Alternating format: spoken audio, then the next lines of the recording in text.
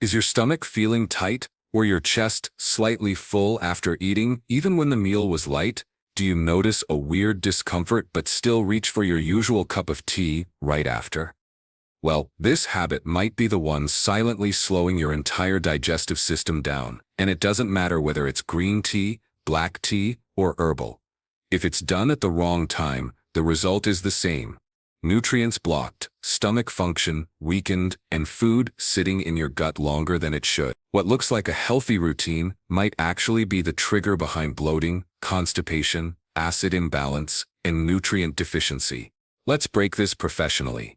When you eat a meal, your stomach produces something called hydrochloric acid. This acid is crucial. It's responsible for breaking down proteins, activating enzymes, and preparing nutrients for absorption in the small intestine. Without strong acid, food stays larger in size, harder to break down, and sits heavier in the gut. Now here's where the tea comes in. Most teas, especially black, green, and oolong, contain tannins.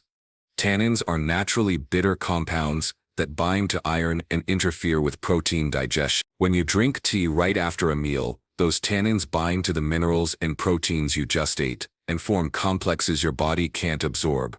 Yep, you're literally drinking away the nutrients you just worked so hard to consume. And it gets worse. Hot tea, especially in larger volumes, also dilutes stomach acid. So even if your acid levels were strong enough to begin with, a full cup of tea right after eating can cut that acid, which means slower digestion, longer stomach fullness, and more chances for fermentation and gas. If you're over 60, your acid levels are already lower than they used to be. That's natural. The stomach lining becomes less responsive, the enzymes become less active, and digestion takes longer. But when you layer tea over that reduced function, you risk blocking the exact process your gut needs to stay regular, efficient, and calm. Now most people think, it's just a cup of tea. It helps me feel warm and settled after meals. Sure, it might feel soothing, but functionally, it's making things worse. What feels calm now turns into bloating 2 hours later. What feels relaxing now turns into poor nutrient absorption over weeks. You don't feel the nutrient loss until your energy drops, your nails weaken, your hair thins, or your muscles stop responding to protein. Let's put this into simple biology. Iron absorption can drop by up to 70% when tea is consumed within 30 minutes of eating. That means the leafy greens, lentils, eggs, or supplements you just took go to waste. Zinc and magnesium also become harder to absorb when stomach acid is diluted. And that means worse sleep, weaker bones, and slower metabolism over time. It's not about removing tea, it's about timing. Now here's a better model. If you enjoy tea, have it 45 to 60 minutes after your meal. Let digestion kick in first. Let your stomach acids finish the breakdown. Give your small intestine the chance to pull nutrients properly. Let's dive deeper into how this affects people with specific health conditions. If you're iron deficient, and many seniors are, tea after meals makes recovery impossible. Even if you're taking iron supplements, tannins block iron absorption almost completely when consumed with or near meals. If you have gastritis or acid reflux, tea right after eating can worsen the symptoms. Because the tea's polyphenols can irritate an already sensitive stomach lining, especially when combined with food pressure. If you're diabetic, tea right after meals can cause inconsistent glucose responses. It can slow the absorption of carbs, causing blood sugar to drop too low, then swing back up. That throws off energy, insulin sensitivity, and mood. If you're underweight, tea right after food reduces calorie absorption. You need every gram of nutrition. Diluting enzymes, blocking minerals, works against your goals.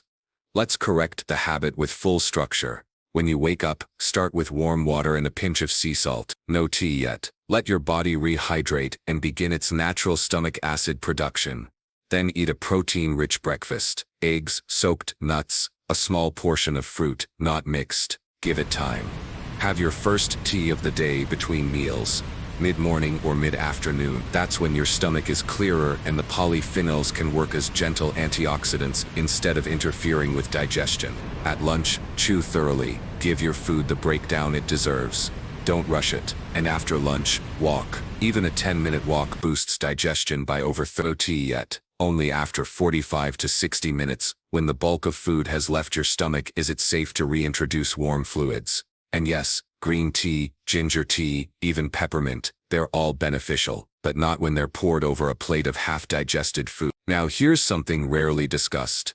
The warmth of the tea might feel calming, but for elders with weak digestion, it increases bloat, because the extra fluid adds volume to the stomach before the first batch of food is processed. That stretches the stomach lining, delays acid concentration, and makes the stomach release its contents into the intestine before they're fully digested. That causes fermentation, gas, incomplete protein breakdown, and eventually bad breath, fatigue, and even bowel irregularity. This is how a single habit repeated daily builds up into long-term dysfunction. Now let's be clear, the solution isn't restriction. You don't need to eliminate the things you enjoy, but your timing must serve your biology, and digestion is a precise process. It works best when the environment is stable, acidic, warm, unrushed. Tea after meals disrupts that rhythm. Shift it, and you shift how your body handles food entirely. Now, if you're thinking this is too small to matter, let me give you one fact. Most nutrient deficiencies in seniors come from malabsorption, not lack of intake. And malabsorption begins with one thing: poor digestion. So even if your supplements are perfect, your food is clean and your meals are balanced, if your digestion isn't strong, none of it matters. Change that one timing habit. Give your body 45 minutes after meals, then sip your tea, slow, mindful, and with nothing else in your stomach. And over time, your absorption improves. Your energy comes back, your gut settles, and that normal bloat finally stops being part of your daily routine. Let's go further into the real digestive cost of tea taken at the wrong time, because what starts as a minor habit slowly reprograms how your body processes food. When tea is consumed right after eating, it directly interferes with stomach emptying. That means the time your food spends in your stomach increases, sometimes by 45 minutes or more. Now that delay creates pressure. It causes acid to creep upward, and it increases fermentation inside the gut, which produces gas and makes the stomach feel tighter, heavier, and more bloated, especially in seniors who already have slower motility. Now here's where that pressure leads to something called gastroesophageal reflux, which is a fancy word for food and acid pushing upward instead of downward. You feel it as belching, you feel it as heartburn, and sometimes you don't feel it at all. It just creeps into your throat at night and irritates your esophagus slowly. This isn't a rare condition. After age 60, nearly 40% of adults experience silent reflux symptoms without even realizing it. And tea is one of the worst contributors when it's consumed within 30 minutes after a meal. Not because it's inherently bad, but because its liquid volume expands the stomach right when it's trying to churn and break down dense food. You're forcing a stressed system to stretch and stir simultaneously. That stretch triggers the lower esophageal valve to weaken, and once that valve weakens, acid escapes. Not every day, not loudly, but over time, consistently enough to cause real harm. Now move to your liver. The real filter. Every vitamin you ingest must pass through your liver before entering the bloodstream fully. But your liver doesn't just pass things along. It evaluates, converts, stores, or expels. If you take multiple vitamins, plus medications, your liver becomes busy. When it's too busy, it stops converting synthetic vitamins into usable ones. It starts flagging certain molecules as toxic instead. That's how helpful pills become harmful leftovers. And here's the part no label tells you. Some forms of vitamins are more difficult to process. Cyanocobalamin, common B12 form, contains a cyanide molecule. Your liver must break it off and detoxify it. If your detox enzymes are already slow, that cyanide stays longer and adds pressure. Same for folic acid, the synthetic form of B9. It requires the MTHFR enzyme to become active folate. But many seniors carry a partial mutation in that gene, meaning their bodies convert slowly or not at all. So folic acid builds up and blocks natural pathways that can disrupt methylation, DNA repair, and even homocysteine regulation, raising cardiovascular risk silently. So the vitamin that's supposed to support heart health might be doing the opposite. Now look at dosing. Most over-the-counter vitamins don't follow your age or weight. They offer generic amounts, often too high for seniors. For example, the recommended daily amount of B6 for people over 60 is 1 point. You'll feel tingling numbness or burning in the hands or feet, and never link it to your health pills. And then there's vitamin A. Too much of it in its R-retinol form stores in your liver. Excess vitamin A can cause headaches, bone thinning, liver enlargement, and vision issues. Yet most labels don't separate beta-carotene from retinol, and your liver can't afford that confusion. Now what about interactions?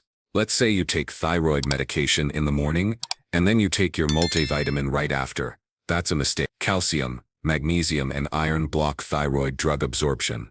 That means you'll feel tired, and your doctor might even increase your dose, thinking it's not working. But the real problem is timing. If you take blood thinners, vitamin K in your supplement may interfere with clotting regulation. If you take diuretics, and your supplement contains potassium, it may create unpredictable heart rhythms. If you take anti-diabetic medications, and your supplement contains chromium, it might lower blood sugar too far. These aren't rare complications, they're common and often unspoken. Now the truth about energy, many multivitamins claim to increase energy, but they often rely on high doses of B12 and niacin. When your liver is weak, that niacin can cause flushing, a red itchy warmth that makes you panic. B12, if synthetic or unneeded, doesn't energize, it overstimulates. That leaves you feeling wired, anxious, or unable to sleep properly. Now here's the correction. You don't need a full multivitamin, you need targeted nutrients in gentle doses, from the right forms. Start with magnesium glycinate. It supports muscles, sleep, liver detox, and over 300 enzyme reactions. If you want a B complex, choose one with methylated forms, methylfolate and methylcobalamin only. Skip vitamin A unless blood tests show deficiency. Focus on eating eggs, spinach and carrots for natural support. Use vitamin D only after checking blood levels and pair it with K2 for calcium direction. If iron is not low, avoid it. Period. No zinc unless needed, and never take more than 20 mg daily long-term. Now pay attention to your meal plan. Build nutrition through food first. Liver-friendly meals include wild-caught salmon, rich in selenium and omega-3s, lightly steamed broccoli or kale, with natural folate and detox compounds, pumpkin seeds and sunflower seeds, packed with magnesium and vitamin E, boiled eggs offering choline and natural vitamin A, blueberries and beets, in small portions, for antioxidant support. Use fresh herbs, turmeric, cilantro, ginger to reduce inflammation and help liver enzyme function. Cook with stable oils, ghee or coconut oil at low temperatures. Avoid all processed oils and spray. Now examine your schedule. Take supplements mid-meal, with protein and fat. Do not take on an empty stomach. Do not pair with tea or coffee. Avoid combining more than 3 at once. Give your liver time and space to process gently. And finally, audit your shelf. Check expiration date. Check for binders like magnesium stearate, talc, or artificial colorings. Check for dosages that are over 100% of daily value, especially if you're taking the same nutrient in multiple products. Check for synthetic forms like folic acid or cyanocobalamin and remove them. And yes, if you've been taking the same multivitamin for over 6 months, pause, let your system breathe, reassess your actual needs. The goal is not to be full of pills, but full of function. If your goal is long-term health, relying blindly on a multivitamin isn't the solution. It's only a tool, useful in the right context, dangerous when misused. And that misuse often begins with assumptions that more is better, that routine equals results, and that pills can replace real nutrition. That's false logic. Your body thrives on rhythm. It needs balance between minerals, between digestion and rest, between what you add and what you eliminate. Multivitamins, by design, are a mix of dozens of inputs, but they include 0 mechanisms to regulate output. That leaves your own organs, your liver, kidneys and gut to handle the excess. That's not support, that's pressure. Let's break it down with simple logic. Your body doesn't ask for 100% of every nutrient every day in synthetic form. It asks for what's missing. And if you never measure what's missing, you're guessing. Guessing when you're 65, 70 or 80. That's not risk-taking, that's self-sabotage.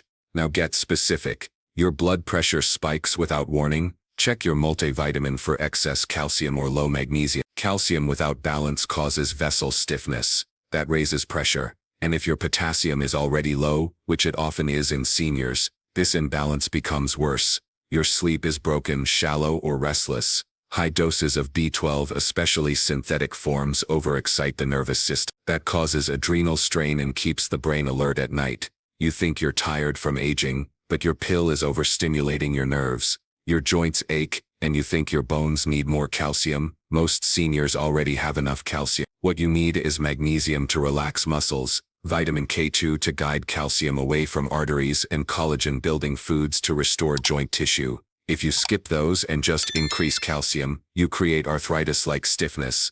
Let's move into your meal. Food is your first line of defense. A simple breakfast of soaked chia seeds, a boiled egg, and a handful of walnuts gives you omega-3s, complete protein, and magnesium, all without any synthetic fillers. Add a sprinkle of cinnamon, you support glucose control naturally. Add a spoon of pumpkin seeds, that's zinc. No tablet required. For lunch, grilled sardines with a side of warm lentils and blanched spinach gives you B12, iron, folate, and fiber in bioavailable form. No synthetic tablet replicates the same combination. No capsule delivers the heat, the enzymes, or the digestion signals your body expects from real meals. Now examine how you cook. Do you fry vegetables in processed oil and then take a multivitamin thinking it balances out? That's not nutrition. That's damage control and not a very good one. Use ghee, coconut oil, or olive oil on low heat. Boil, steam, or roast instead of pan frying. The less inflammation your gut experiences, the more cleanly your body processes nutrients. If your digestion is slow, start each meal with 1 spoon of apple cider vinegar in warm water, unless you have acid reflux. This supports stomach acid and enzyme flow. Digest better and you'll absorb better. Let's not forget movement. Nutrients circulate through blood, not just exist in it. If you sit still all day, even the best vitamins stagnate. Walk after 2 meals. Move your arms above your head 10 times per hour. Stretch your legs, rotate your hips. Not to burn calories but to move your blood. Without movement, your lymph slows. That means toxins linger. Your detox pathways rely on both nutrients and motion. No pill replaces that. Now let's get real about your doctor visits. Many people over 60 take pills their doctors never check again. If you're on medications for blood pressure, diabetes, cholesterol, or thyroid, every vitamin you take should be cross-checked for interactions. That doesn't mean fear every bottle, it means take responsibility. Write down your meds, research your supplements, ask a professional, because nobody else knows what you're combining. Now reflect on one more detail: your body's tolerance. As you age, your tolerance for synthetic ingredients drops. Your gut becomes thinner, your liver filters slower, your kidney clearance weakens. What you could tolerate at 40 might now cause subtle harm at 70. Pay attention to how you feel 30 minutes after taking a multivitamin. Do your hands feel warm or tingly? That's a sign of vasodilation or B vitamin excess. Do you feel nausea or acid? That's poor compatibility. Do you feel sleepy, spaced out, or cloudy? Your liver may be overwhelmed. These aren't normal aging. These are reactions.